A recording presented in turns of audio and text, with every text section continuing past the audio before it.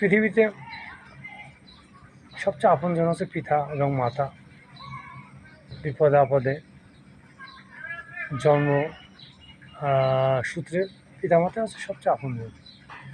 কিন্তু কিছু কিছু কারণ লক্ষ্য করলে দেখা যায় যে একই পরিবারে পিতা মাতা ছেলে মেয়ে একই পরিবারে থাকেন, পিতা মাতা তার দায়িত্ব পালন করেন সন্তানদের, কিন্তু সম্পত্তির ক্ষেত্রে সেটা একটু ব্যতিক্রমভাবে কিছু হিসাব এসে দাঁড়ায়।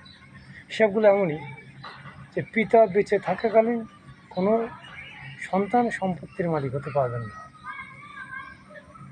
যদি মার নামে সম্পত্তি থাকে সেক্ষেত্রে মেয়ে সম্পত্তির মালিক। এখানে জন্ম দেওয়া এবং পিতামাতা এগুলো হচ্ছে পৃথিবীর সবচেয়ে ঘনিষ্ঠ এবং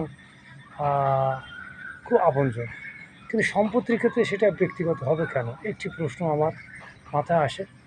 সেটা তো ব্যক্তিগত হওয়ার কোনো প্রশ্ন আসে না। তার কারণ সম্পত্তি যদি পিতার থাকে তাহলে জন্মদাতা পিতামাতার পৌরশেষ সন্তানের জন্ম, সেক্ষেত্রে ছেলে মেয়েরও কিন্তু এই সম্পত্তির প্রতি অধিকার রয়েছে, সেটা মৃত্যুর আগে। যেমন ধরেন আপনি একজন পিতা, আপনি ইচ্ছে করলেই সম্পত্তি বিক্রি করতে পারবেন না, কারণ আপনার ওয়ারিশ যেখানে আছে সেক্ষেত্রে আপনি ওয়ারিশ বাদ দিয়ে কীভাবে আপনার নিজের সম্পত্তি নিজে বিক্রি করবেন এবং আপনার ব্যক্তিগত সম্পত্তিগুলো কীভাবে দাবি করবেন।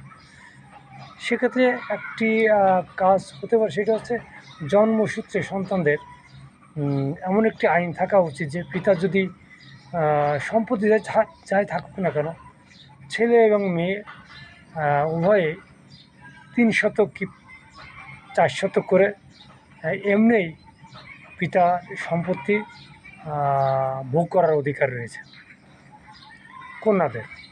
সেক্ষেত্রে শুধু পিতার সম্পত্তির ভাগিদার হতে পারবে। যদি কন্যারা বিয়ে হয়, শ্বশুরবাড়ির কোনো ভাগিদার তারা হতে পারবেন না। শুধু পিতার সম্পত্তির ভাগিদার সমমানে হওয়া উচিত, যেহেতু সন্তান ছেলে হোক আর মেয়ে হোক সেটা সন্তান।